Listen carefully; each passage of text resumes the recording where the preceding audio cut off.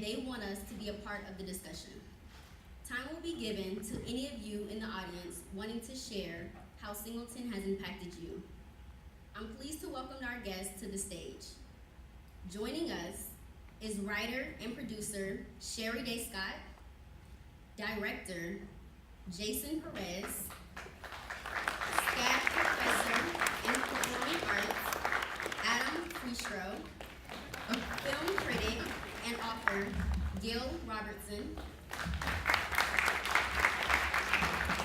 and please welcome our moderator for tonight from WSB-TV, Candace Presley. Good evening, everyone. Good evening. Thank you. Hi, how are you? I'm Candace Presley, Director of Community Affairs here in Atlanta at WSB Television. I'm at Voice on TV. You often hear say, community coverage you can count on. And it is a great, great night to be back here at SCAD with all of you, although we hate the occasion. Let's just put that out there first. We hate the occasion that we're here.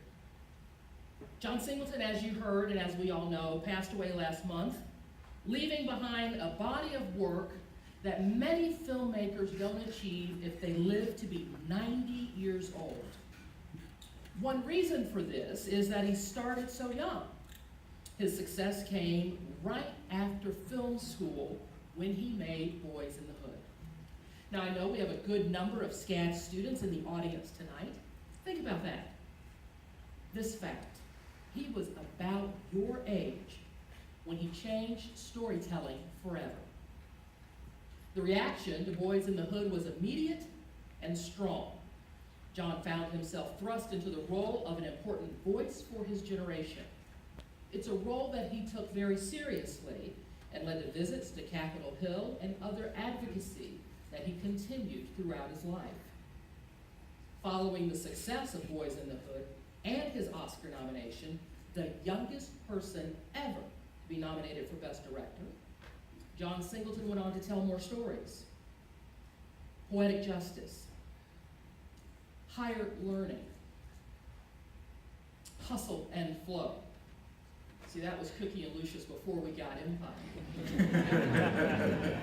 Too Fast, Too Furious, Baby Boy, Four Brothers.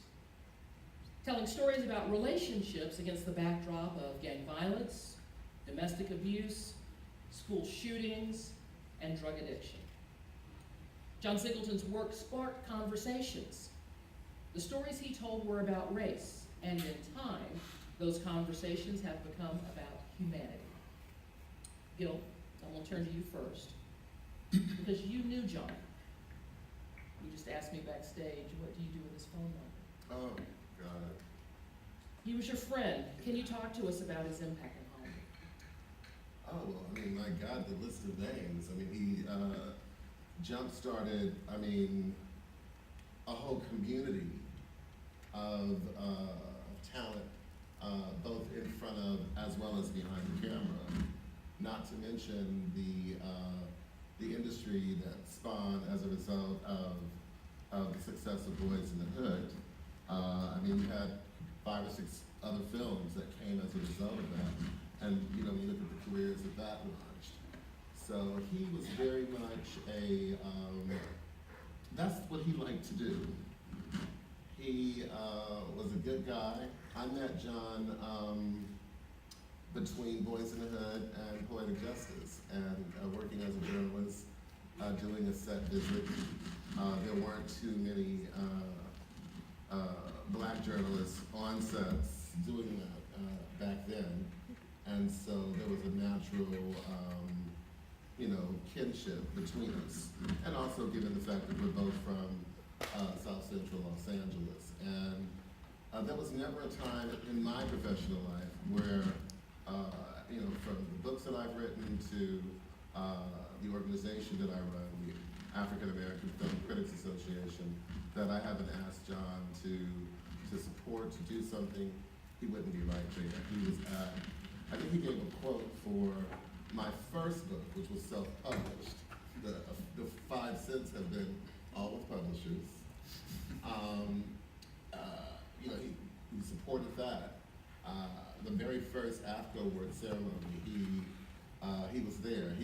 We were all nervous because John would just show up. John would, you'd call John and say, "Hey, John, are you willing? Can you do this? I'm doing this. Will you be a part of it? Yeah. Send me the information. Day of show. Yeah, can you text me? Show's begun. John, where are you? And then finally, hey, I'm outside. Can someone let me in? He's at the stage door in the back. And he always came through for us. So it was really, really, really, it was shocking when it happened.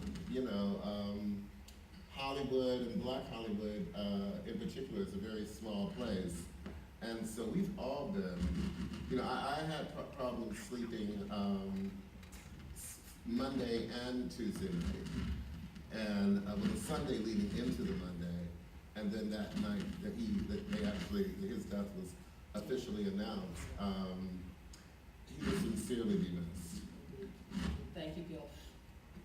Let's take a minute and talk about the impact that John Singleton had on other filmmakers. Jason, as a young director, share with our audience, tell us what you take from his work. And Sherry, the only woman of color here on our stage, a woman of color in this industry, you are a filmmaker, you are a producer.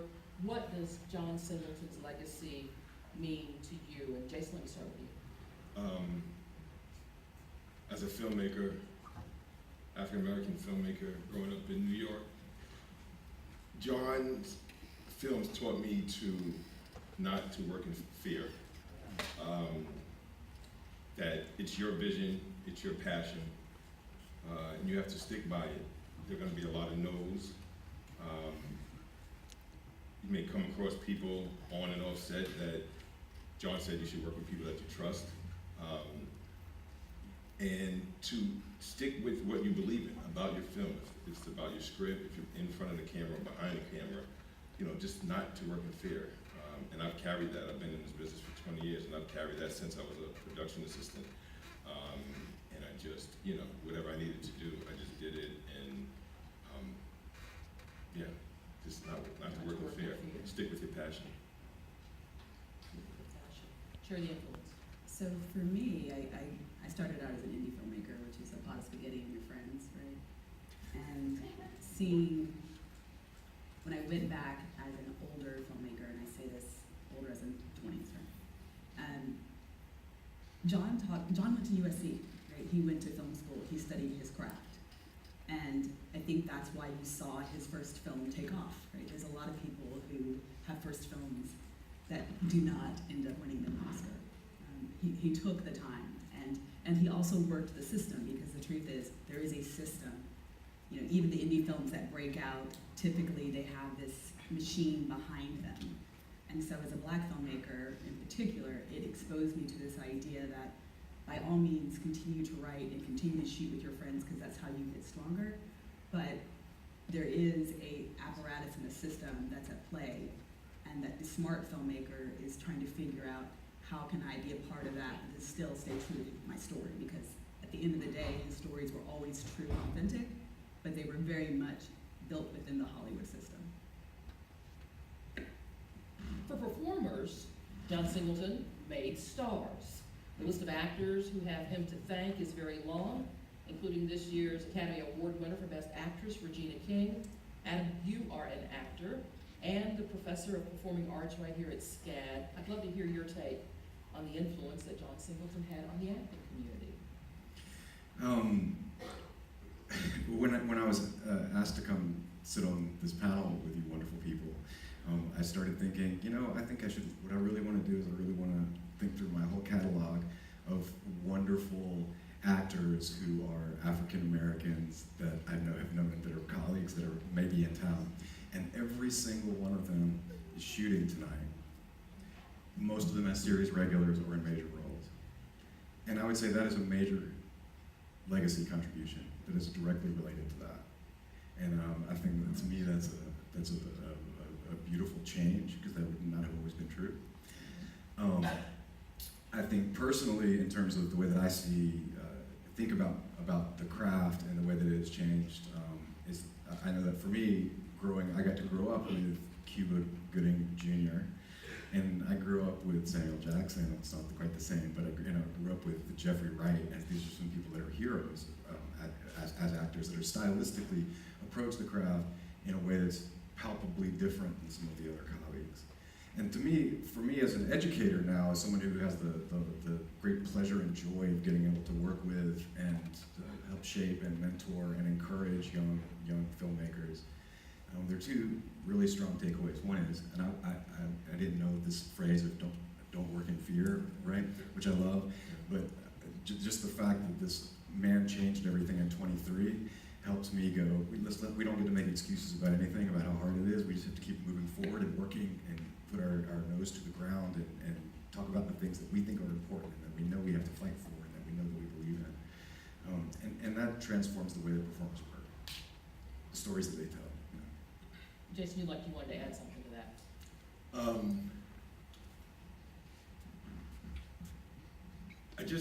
For me, John, like the way he made actors come out of their comfort zones, if you will, and become these people on the big screen, like Cube, like Janet Jackson, right? Because for me, growing up, we've seen Janet Jackson. This is a person that probably wasn't tangible for any of us, right? But he brought Janet to us on the big screen and completely changed what we saw, what we thought we knew about this person. Tupac.